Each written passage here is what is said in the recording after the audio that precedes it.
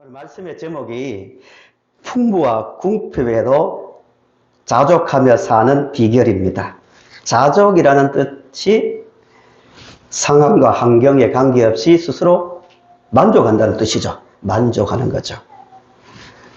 강도, 살인, 도둑질은 만족하지 못해서 일어난 일들입니다. 그죠? 만족하는데 더 가지기 위해서 강도짓 하거나 도적질 할 일은 없죠. 더 높아지려고 모함하고 또 시기하는 것. 만족하지 못하기 때문에 일어나는 현상입니다. 만족하지 못했어요.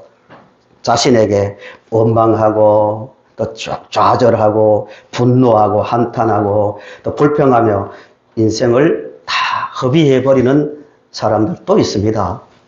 많이 가졌다고 자족하는 것 아닙니다. 많이 가졌는데도 만족하지 못해서 마약 같은 약물에 중독되고요. 요즘 우리는 잘 못 느끼지만 우리나라가 매우 심각한 상태에 있습니다. 이 마약 중독 문제요. 10년 전만 해도, 20년 전만 해도 마약 중독 이러면은 특별한 사람들이 빠지는 중독으로 느꼈습니다. 아, 저 사람은 왜 저런 일에, 저런 약물에 빠졌지 했는데 요즘은 정말 한 달이 다르게 중독자가 급증하고 있습니다. 일반인들에게, 일반 주부나 심지어 중고등학생들에게도요, 마약이 퍼져 들어가고 있습니다. 왜 그럴까요? 그 뿌리는 만족이 없기 때문입니다. 나는 행복해. 나는 만족해. 이러면서 약물에 빠지는 사람들은 거의 없습니다. 아무리 많이 가지고 아무리 많이 누려도 인생에 대해서 내면적으로 허무하기 때문에, 공허하기 때문에 그런 일이 생기는 겁니다. 만족하지 못하기 때문에 오는 극단적 현상이 자살입니다. 자살. 내 인생 이렇게 살아서 못하나. 많이 가지면 못하고 가지지 못하면 못하는가. 이게 인생인가. 내면의 만족이 없으니까요. 허무에 빠지니까 자살하는 겁니다. 문제는 믿음 생활을 하는 우리 소인들도요. 만족하지 못해 불평과 원망으로 세월을 보내다가요. 영적인 힘이 빠져 다 빼앗겨가지고요. 신앙생활의 무의미와 무기력에 빠져 세상에서 불어오는 작은 바람에도 날려가서 세상으로 가버리는 교인들도 있다는 거예요. 만족하지 못하니까. 영적 만족이 없으면 세상의 것에 세상에서 불어오는 작은 바람에 날려갈 수밖에 없는 겁니다. 그런데 이 본문을 보시면요. 참 은혜로운 사도 바울의 고백이 나옵니다. 11절과 12절을 보세요. 11절과 12절. 바울은 이렇게 고백합니다. 나는 비천에 처할 줄도 알고 풍부에 처할 줄도 알아.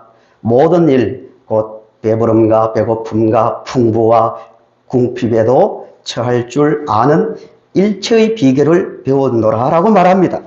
바울은요, 나는 어떤 형편에든지 자족하기를 배웠다고 분명히 말하고 있습니다. 비천에 처할 줄도 알고 풍부에 처할 줄도 알아. 모든 일이 뭐예요? 곧 배부름과 배고픔과 풍부와 궁핍에도 처할 줄 아는 일체의 비결을 배웠다고 말합니다. 우리 성도님들도 한 번 사는 인생에서 자족하며 살 수 있는 은혜가 있기를 바랍니다. 바울이 왜 이 말을 하는지 배경을 잠시 보겠습니다. 바울은 우리 빌립보서를 배우셨죠? 바울은 지금 어디에서 빌립보서를 기록하고 있습니까? 예, 로마 감옥입니다. 로마 감옥에서 빌립보 성도들에게 편지를 쓰고 있습니다. 빌립보 성도들에게 감사하고 있는데요. 이전에 이런 일이 있었습니다. 바울은 그 시대에는 성도들은 점점 많아지고 목회자가 부족하니까 순회하면서 여러 곳을 돌아다니면서 복음을 전했습니다. 바울도 그렇게 했습니다. 여러 곳을 돌아다니다가 그러다 보니까 통신이 발달한 것도 아니고 빌립보 교인들과 일정한 기간 동안 교류가 끊어졌습니다. 그런데 어느 날 소문이 들리는데 바울이 로마 감옥에 갇혀 있다는 말을 빌립보 교인들이 들은 겁니다. 그 모였습니다. 회의를 하는 거예요. 우리 바울 사도가 로마 감옥에 갇혀 있는데 어떻게 하면 좋겠냐고 토론을 했겠죠. 결론이 우리 중에 대표한 사람을 뽑아가지고 또 우리가 헌금을 해서 헌금과 바울이 감옥 속에서 잘 지낼 수 있도록 물건을 보내자. 이렇게 결정해서 보낸 사람이 에바브로디도입니다. 그 에바브로디도가 로마에 와서 열심히 옥바라지를 했습니다. 물론 죽을 병에 걸려가지고 고생도 했지만 바울에게 와서 받은 헌금과 물건도 주면서 열심히 옥바라지를 했는데 너무너무 고마운 일 아닙니까? 정말 고마운 일입니다. 그런데 15절과 16절을 보시면 그 전에도 바울이 마케도냐를 떠날 때도 빌립보 교인들이 많은 헌금을 했고 또 데살로니가에 있을 때에도 2번이나 헌금을 했다고 말합니다. 너무너무 고마운 일인데 그동안 이 고마움을 표현할 방법이 기회가 없었습니다. 지금 같으면 전화 한 통만 하면 끝나지만 그 당시에는 아니었거든요. 마케도냐가 지금으로 말하면 어디냐면 얼마 전에 독립한 나라죠. 마케도니아 공화국인데 그리스의 동북부 쪽에 있습니다. 터키를 바다를 건너면 있는 곳이 마케도냐고요. 로마는 지금 이태리 아닙니까? 먼 곳입니다. 다 교류가 끊어져 있는데 또 다시 가서 고맙다고 말할 기회가 없었는데 기회가 온 거예요. 에바브로디도가 자기를 도우러 왔던 에바브로디도가 이제 다시 빌립보로 가게 된 거예요. 그래서 에바브로디도를 통해서 감사의 말을 전합니다. 너무너무 고맙다.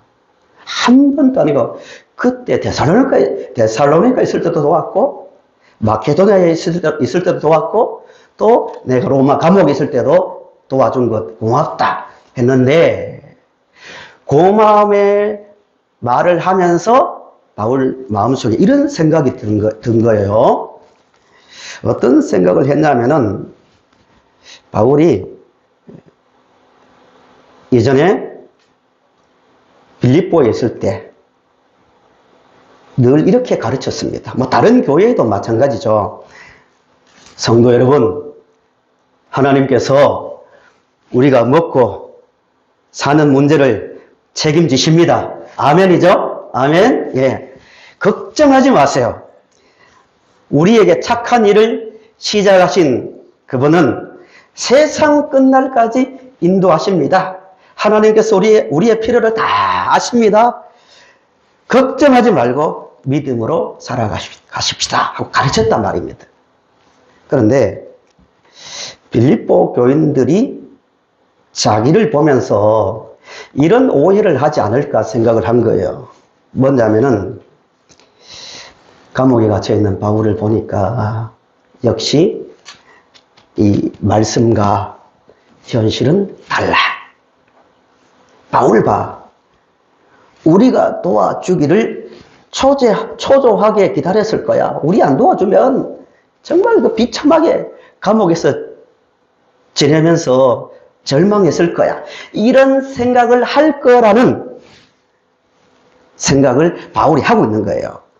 믿음 하지만 지금 우리도 그럴 수 있잖아요. 설교 시간에 할렐루야 하나님께서 다 먹이시고 입히시고 앞길을 한 걸음 한 걸음 세워가며 인도하십니다. 하지만 문 딱 열고 나가면 현실은 달라. 당장 직장 생활 속에서 또 이웃과 삶 속에서 돈이 없어봐 무시당하고 현실의 문제가 지금 쌓여 있는데 뭐 뜬구름 잡는 것처럼 설교가 들릴 수 있단 말입니다. 바울이 그 생각을 한 거예요. 이게 아니구나. 말씀은 말씀이고 현실은 현실이다. 바울을 봐라. 바울을 봐라. 이런 성도도 있을 것 같아가지고 11절에 말을 합니다. 11절을 보세요. 11절을 보시면 내가 감사하다. 10절에 내가 기회가 없었는데 성도들이 또 이렇게 또 도와주려고 하는구나. 감사하다 했는데 11절에 내가 뭐 함으로 말하는 것이 아니라고요? 예. 내가 궁핍해서 당신들의 도움을 초조하게 기다리며 그것을 받으려고 내 궁핍해서 이 말을 하는 것이 아닙니다. 왜냐하면 내가 어떤 형편에 있든지 자족하기를 저는 배웠습니다. 비천에 처할 줄도 알고 풍부에 처할 줄도 알아서 배고파도 하나님의 은혜요. 풍부와 궁핍에도 어떤 상황에서도 나는 감사하며 자족하기를 배웠다라고 말하고 있습니다. 그러면 바울은 어떤 믿음을 가지고 있었길래 보통 우리가 생각할 수 있는 설교는 설교고 당장 나가서 부딪혀야 될 현실은 현실이다. 이렇게 말하지 않고 그런 굶주리는 삶. 바울의 삶을 보면 돌에 맞아가 죽을 뻔한 일이 한두 번이 아니거든요. 지금 감옥 속에 있습니다. 그런데도 어떻게 나는 어떤 형편에 있든지 자족하며 산다. 실제 감옥 속에 있으면서 빌립보 성도들에게 가장 많이 한 말이 뭐였습니까? 기뻐하세요. 다시 말합니다. 기뻐하세요. 이 말을 했단 말입니다. 자기가 교회 안에서가 아니라 감옥 속에 있으면서 그런 말을 했다는 거예요. 어떻게 가능했는가? 어떻게 자족하는 삶을 살 수 있었는가를 보면서요. 우리도 맞아요, 목사님. 실제 삶 가운데서도 저는 자족하며 살게 되었습니다라는 그런 삶을 살 수 있는 은혜가 있기를 바랍니다. 두 가지. 이 두 가지를 반드시 우리 평생 이 두 가지 안에서 살아야만 내 인생 객관적으로 수치를 가지고 보면 그렇게 내가 평균치 이상으로 특별하지 않지만 내가 내 삶 정말 만족한다.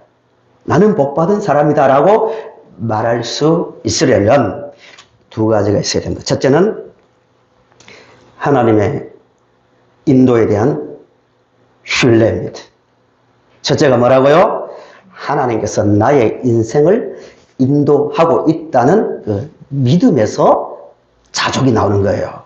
13절에 보시면 이 13절은 우리나라의 웬만한 교회 한두 번 다녀본 분들은 다 아는 구절이죠. 유명한 구절입니다. 식당이나 집에 가보면 많이 붙어있는 구절입니다. 우리 13절을 같이 읽어보실까요? 시작. 내게 능력 주시는 자 안에서 모든 것을 할 수 있느니라. 아멘. 아멘이죠. 참 은혜로운 구절입니다. 내게 능력 주시는 자 안에서. 내게 능력 주시는 자는 누구예요? 하나님입니다. 하나님. 나는 내가 원하는 것 다 받을 수 있어. 불가능한 건 없어. 적극적 신앙 그게 아니라 내가 어떤 형편에 어떤 상황에 놓이더라도 나는 하나님을 그 순간에도 신뢰한다는 고백이 모든 것을 할 수 있다는 말입니다. 예수 잘 믿어도요, 궁핍에 처할 수 있는 거예요. 예수 잘 믿고 불가능은 없습니다 하고 이렇게 다 부자가 됩니다 하면은 세계에서 교회 다니는 사람들은 다 부자만 나와야 되죠, 교회. 그렇지 않습니까? 그렇지 않습니다. 나는 이해 못하지만 하나님의 뜻 가운데서 바울처럼 굶주릴 수도 있고 때로 현실의 문제 때문에 고통을 당할 수도 있고 또 하나님 뜻이라면 부유한 삶을 살 수 있는 거예요. 중요한 것은 하나님을 신뢰하는 거예요. 나를 사랑하시는 하나님은 내가 이 땅에서 살아갈 때 내가 왜 이런 일을 경험해야 되지? 왜 이런 고통을 당해야 되지? 그때는 이해하지 못하더라도 그 순간에도 내가 살아와 보니까 하나님은 나를 사랑하시는 분이다. 그 믿음 안에서 하나님을 신뢰하는 믿음에서 11절과 12절의 고백이 나오는 겁니다. 실제 바울의 삶을 보면요. 제가 만약에 바울의 간증을 들으면서 그런 일을 당하면 저는 지금 설교하는 입장이지만 정말 성도님들에게 만족합니다. 항상 기뻐하세요. 이 말을 할 수 있을까를 생각해 봤거든요. 바울의 그 경험을 보면 이렇게 말합니다. 저는 수없이 매를 맞고 여러 번 죽을 뻔했고 태장으로 맞고 돌에 맞고 3번 파선당하고 여러 번 굶고 다른 것보다도요. 어떤 면에서는 복음을 전하다가 매를 탁 맞으면은 멋있잖아요. 그렇잖아요. 이야 믿음 좋다라고 할 수 있잖아요. 물론 고통스럽지만. 그런데 여러 번 굶었대요. 어떻게 볼까요? 사람들이 무능한 사람 기도한다면서 하나님의 능력을 믿는다면서 아이고 먹을 것 하나 해결 못하는구나 이런 말 들을 수 있잖아요. 여러 번 굶고 춥고 헐벗었다고 말합니다. 그런데 바울은 나는 자족한다고 난 자족을 배웠다라고 말합니다. 그 문제가 하나 있어요. 여러분 자족하며 삽시다. 만족하며 삽시다 하는데 이 말을 듣는 순간에 목사님 당연히 저도 욕심 안 부리고 자족하며 살고 싶습니다. 그런 말 절에 가도 들을 수 있고 세상 웬만한 강연에 가면은 그런 말 많이 합니다. 욕심을 부리지 마세요. 다 한단 말입니다. 자족하며 살아가세요 하는데 정말 성경이 말하는 자족이 뭔가 우리 생각해 봐야 돼요. 성경이 말하는 자족. 교회 안 나와도 욕심 부리지 마세요. 다 말 듣습니다. 욕심이 지나치면 문제가 발생합니다. 아는데 여기에서 말하는 자족, 만족의 방법. 하나님을 신뢰하는데요. 문제는 그거예요. 하나님 다 신뢰하죠. 신뢰하고 싶습니다. 신뢰하려면 빌립보서 4장 4절에서 6절에서 7절을 보세요. 이 생활이 있어야 자족하십시다. 자족해야 합니다. 이 말이 우리의 삶에 실제로 적용이 될 수 있는 거예요. 빌립보서 4장 4절에서 6절에서 7절을 보세요. 아무것도 뭐 하지 말고 염려가 있으니까 말하는 거예요. 그죠? 염려가 있으니까 염려하지 말고 다만 어떤 일에 모든 일에 기도와 간구로 너희 구할 것을 감사함으로 하나님께 아뢰라. 그러면 다 주겠다가 아니에요. 감사함으로 아뢰라. 7절 같이 시작. 그리하면 모든 지각에 뛰어난 하나님의 평강이 그래서 예수 안에서 너희 마음과 생각을 지키시리라. 뭐 하면? 그리하면. 따라합시다. 그리하면. 힘차게 그리하면. 그렇게 하면 모든 기도와 간구로 하나님과 교통하는 삶입니다. 결국은 하나님과 교통하는 삶을 살면 모든 지각에 뛰어난 이성을 넘어선다는 거예요. 우리 생각을 넘어서는 거예요. 어제 이것 없으면 내가 죽을 것 같아요. 숨이 막힐 것 같아요. 실패한 인생 같아요. 이것만은 있어야 된다고 생각하고 고통 가운데서 뜬 눈으로 밤을 새웠는데 그 다음날 하나님 앞에 문제를 가지고 기도했습니다. 하나님을 바라보았단 말입니다. 그러고 나서 보니까 그것이 없어도 숨이 쉬어지고, 없어도 내가 많은 것을 가진 사람으로 인식이 되기 시작하는 거예요. 이게 지각에 뛰어난 거예요. 이성을 넘어서는 겁니다. 하나님과 교통하는 삶이 있어야만 하나님을 신뢰하는 그 은혜가 실제로 주어진다는 거예요. 지각에 뛰어난 하나님의 평강이, 그래서 예수 안에서 너희 무엇과 무엇을 지켜준대요? 예. 기도하세요. 그러면 하나님께서 필요한 거 다 줍니다가 아니에요. 생각과 마음과 생각을 지킨다고요. 마음은 굳이 마음과 생각을 나누면 마음은 감정의 문제 아니에요. 생각은 지성의 문제예요. 머리로는 알겠는데 마음이 괴롭고 마음이 답답하면 안 되잖아요. 머리로도 맞아. 하나님께서 나를 사랑하고 계셔. 하나님께서 나를 책임지고 계셔. 이해가 되고, 그러니까 마음까지도 변화가 일어나는 거예요. 마음과 생각을 지켜주신다고 분명히 말씀하고 있습니다. 뭐 할 때? 모든 일에 기도와 간구를 할 때 지각을 넘어선 은혜가 오는 거예요. 우리가 신앙생활 하는데 이 경험을 반복해야 됩니다. 그래야 말씀에 대한 기대가 생기고 힘이 생기는 겁니다. 우리 성도님들, 하나님을 가까이 하는 중에, 그렇구나. 하나님은 정말 나를 사랑하고 계셔. 하나님은 정말 나를 인도하고 계신다는 그 지각력, 이해력을 기도 가운데서 가질 수 있기를 간절히 바랍니다. 자족은요, 절대로 하나님과 나의 인격 대 인격의 영적 만남이 없으면 절대로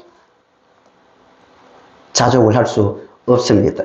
영국에 유명한 설교가 중에 한 분이 로이드 존스라는 목사님이 계세요. 유명한 분입니다. 예.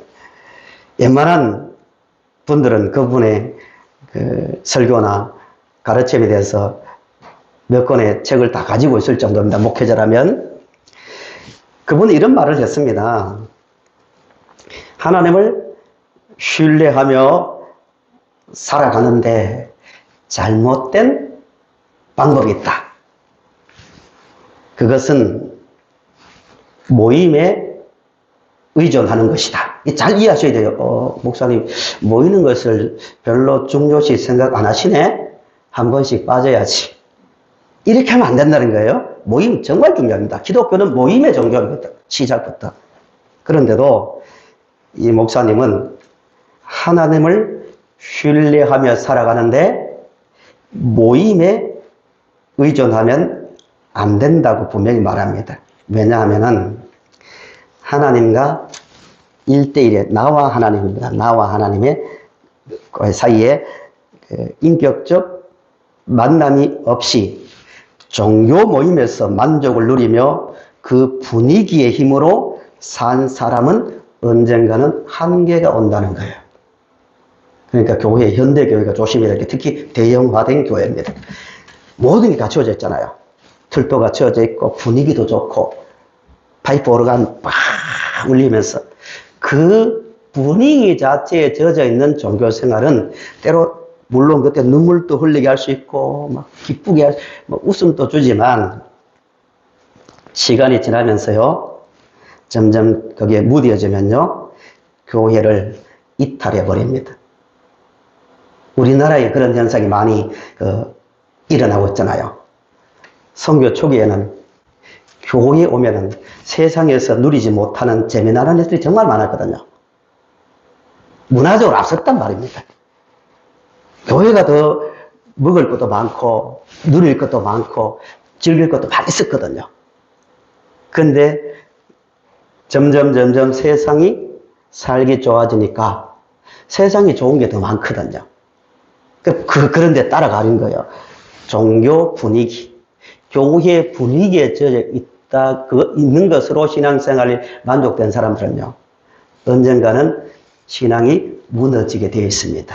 하나님과 나 관계 속에서 인격적 만남을 가지면 1000만 명이 나를 둘러서서 하나님과 나 사이를 막아도 그 사람은 그것을 뚫고 신앙생활에서 승리하게 되어 있습니다. 성도님들도 하나님과 나와의 관계를 긴밀하게 유지하면서 그 안에서 지각에 그렇구나. 내 이성을 넘어선 지각을 넘어선 하나님의 놀라운 사랑을 경험할 수 있기를 간절히 바랍니다. 예. 조금 전에도 말씀드렸지만요. 세상 사람들도 자족하는 방법을 많이 말하고 배웁니다. 예를 하나 들어볼게요. 예를 한 사람을 들어볼게요. 제가 이번 주중에 책을 몇 권 사서 읽었는데요. 철학자 중에 죄송합니다. 쇼펜하우어가 있습니다. 쇼펜하우어.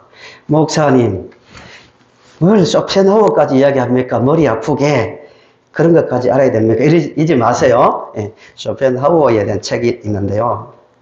왜 이런 책을 제가 읽고 소개를 하자면은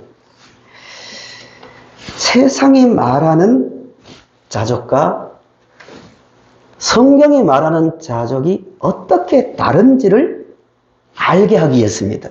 의외로 교회에서도요, 성경 구절은 들고 있지만 딱 들어보면 세상 종교에서나 세상 가르침에서 말하는 자족의 방법과 별 차이 없이 말할 때가 있다는 겁니다. 가짜 만족이죠. 가짜 만족. 가짜 만족으로는 절대 성경이 말하는 그 만족을 누릴 수가 없습니다. 쇼펜하우어, 세상 사람들은 어떻게 자족하려고 하는가를 말하기 위해서 이 한 사람을 든 거예요. 유명한 독일의 철학자인데요. 이 사람의 성장 과정에 대해서는 뭐 더 이상 길게 말하진 않고요. 책 제목을 소개하면 쇼펜하우어 아포리즘, 격언, 중요한 말을 모았다는 뜻이에요. 소제목이 중요합니다. 소제목이. 당신의 인생이 왜 힘들지 않아야 한다고 생각하십니까? 이게 제목이에요. 이 말은 인생 자체가 다 어떻다는 거예요. 힘들다. 이 말을 하고 싶은 거예요. 요즘 이런 책 많이 팔립니다. 이 책이 10만 권이 팔렸습니다. 나온 지 얼마 안 됐는데. 또 한 권은 책도 사라고 파는 거 아닙니다. 마흔에 읽는 쇼펜하우어입니다. 소제목이 뭐냐 하면은 마음의 위기를 다스리는 철학 수업입니다. 이 책이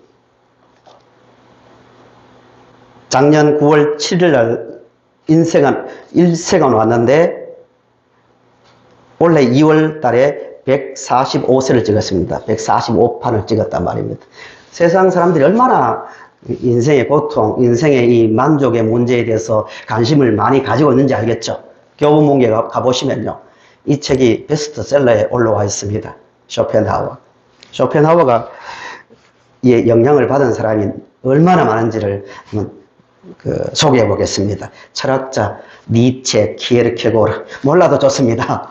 과학자, 신학을 전공한 진화론의 창시자 찰스 다윈, 아인슈타인, 심리학자, MBTI를 기초가 든 칼 융, 그 다음에 톨스토이, 앙질의 지트, 그 정치가 중에서 제가 굳이 소개하는 이유는 쇼펜하우어의 사상을 영향을 안 받은 사람이 없다는 걸 말해주고 싶은 거예요. 세상 사람들은 거의 다 이 틀 안에 있다는 것을 말하기 위해서입니다. 정치가 중에서는 히틀러, 책벌레로 통하는 히틀러, 동물 보호법을 세계에서 최초로 만든 사람이 히틀러입니다. 정치, 경제, 과학, 음악, 문학 모든 분야에 영향을 미치고 지금도 그 틀 안에서 세상 사람들은 자족을 가지려고 노력하고 있는데요. 쇼펜하우어의 주장의 핵심은 이거예요. 인생은 고통이다. 왜 고통인가? 욕망이 고통의 원인이다. 욕망이 고통의 원인이다. 인간이 사는 것은 죽는 것보다 나을 것이라는 막연한 믿음으로 버티며 살아가는 것이다. 그래서 의지를 말합니다. 그래도 의지를 갖고 열심히 살면 평생 왔다 갔다 하는데 한쪽은 고통이요, 한쪽은 무료함, 공허라는 거예요. 그래서 궁핍은 내가 가지고 싶은데, 저걸 가지고 싶은데, 누리고 싶은데 누리지 못하는 것을 가지고 고통을 말하고, 반면에 원하는 것을 소유했어요. 본문으로 말하면 궁핍은 고통을 낳고, 또 풍부는 원하는 소원을 이루었어요. 그게 정신적인 것이 되었든 물질적인 것이 되었든 원하는 것을 이루었어요. 그러면 그것을 소유하고 나면 뭐가 찾아오냐? 무의미와 공허가 찾아온다는 거예요. 그래서 여기에서 계속 고뇌한다는 거예요. 이게 인생이라는 거예요. 그래서 자살 얘기 나오잖아요. 고통에서 벗어나면 죽음을 말하잖아요. 세상 사람들이거든요. 그러니까 결론이 뭐냐면은 그 고통에서 벗어나려면 뭘 하자? 욕망을 줄이자. 불교 같은 경우에는 욕망을 없애자. 이렇게 나옵니다. 세상적 방법이에요. 참 유익한 면이 있죠. 내 욕심을 줄임으로써 그 욕망에서 좀 어느 정도 해방되려는 것. 중요합니다. 그러나 성경이 말하는 우리가 반드시 한 번 사는 인생에서 누려야 될 그 자족의 방법은 하나님을 신뢰하는 거예요. 하나님은 지금 나와 함께하고 계시고 나를 구원하신 그 하나님, 나를 버리지 않고 우리 속에 착한 일을 시작하신 이가 끝까지 세상 끝날까지 우리를 책임지고 인도하신다는 하나님에 대한 믿음에서 나오는 것이 자족입니다. 그 자족을 누리시기를 바랍니다. 찬송가 549장을 보시면 유명한 찬송이죠. 내 주여 뜻대로 행하시옵소서. 이 찬송을 누가 지었냐면은 슈몰크라는 독일 목사님이 지으셨는데요. 내 주여 뜻대로 행하시옵소서. 3절 내 모든 일들을 다 주께 맡기고 저 천성 향하여 고요히 가리니 살든지 죽든지 뜻대로 하소서. 이 찬송을 지은 그 배경이 뭐냐면은 목사님의 두 아들이 집에 불이 났어요. 두 아들을 다 잃어버렸어요. 얼마나 고통스럽습니까? 그 고통 가운데서 지은 찬송이 549장입니다. 내 주여 뜻대로 행하시옵소서. 이건 삶에 대한 체념이나 포기가 아니라 고통스럽지만 하나님의 은혜 안에서 하나님을 바라보는 중에서 하나님의 신실함을 믿었기 때문에 나오는 찬송입니다. 마지막으로요. 우리가 세상에서 자족을 누리려면요. 주 안에서입니다. 주 안에서 생각하라는 거예요. 따라 하실까요? 주 안에서. 한 번 더요. 주 안에서. 예. 모든 틀을 주 안에 넣고 생각하는 거예요. 나의 말과 나의 생각과 나의 행동이 주님 안에서 보는 거예요. 주님 안에서 나를 보고 세상을 바라보면 자족이 된다는 거예요. 주님 안에서 자신을 보고 있습니까? 주님 안에서 나의 인생을 한번 해석해 보고 있습니까? 주님 안에서 보면요. 은혜로 변화된 신분이 있잖아요. 우리 설교 전에 서로를 보면서 고백하잖아요. 당신은 하나님의 사랑을 받은 사람입니다 하고 쭉 고백하잖아요. 예수 안에서 주의 십자가로 구원받은 나를 생각해 보면 나의 신분이 어떻게 바뀌어 있습니까? 하나님의 자녀가 되었잖아요. 사망의 권세를 이겼잖아요. 성령의 인도를 받고 있잖아요. 천국의 소망을 가지고 있잖아요. 그럼 자족할 수밖에 없는 겁니다. 그래서 기뻐하는 겁니다. 말씀의 결론입니다. 성도 여러분들에게 질문을 한 가지 하고 말씀을 마칩니다. 질문합니다. 잘 대답해 보시기 바랍니다. 성도님들, 궁핍할 때 자족하기가 쉬울까요? 풍부할 때 자족하기가 쉬울까요? 참 중요한 문제입니다. 물론 사람에 따라 좀 다를 수는 있겠지만요. 우리는 이미 예수 안에 있기 때문에 세상의 기준으로 볼 때요. 부족할 때 자족하기가 어려울 것 같지만 한편으로 생각해 보면요. 풍부할 때 자족하기가 훨씬 더 어려울 수 있습니다. 사람을 보세요. 많이 가졌다고 만족하는 사람 별로 없습니다. 더 가지고 싶습니다. 끝이 없습니다. 왜냐하면 인간의 탐욕은 한계가 없기 때문입니다. 부자들을 보세요.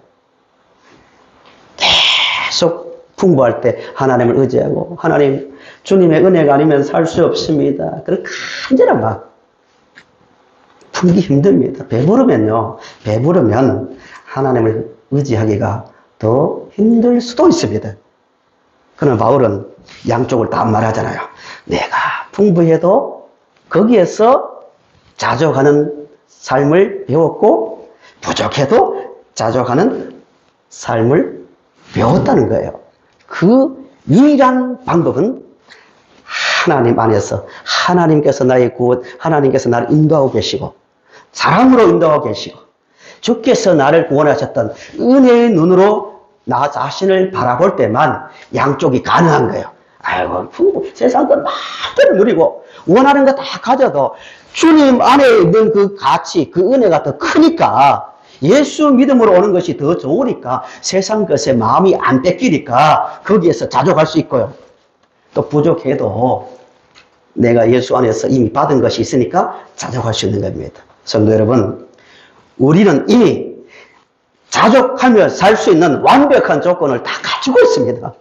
내 욕망을 줄여서 어차피 가지지도 못하는 것, 어차피 누리지 못하는 것, 욕심 부리면 못하는 것, 그런 욕망을 제어하는 게 아니고 현재 가진 상태에서 나는 하나님의 인도하심과 주님의 십자가 은혜 안에 있기 때문에 이미 자족할 수 있는 완벽한 삶을 살 수 있는 조건을 가지고 있습니다. 이 은혜를 생각하며 자신을 바라보며 세상을 바라보면서 자족하며 만족하며 살아가는 성도님들이 되시기를 바랍니다.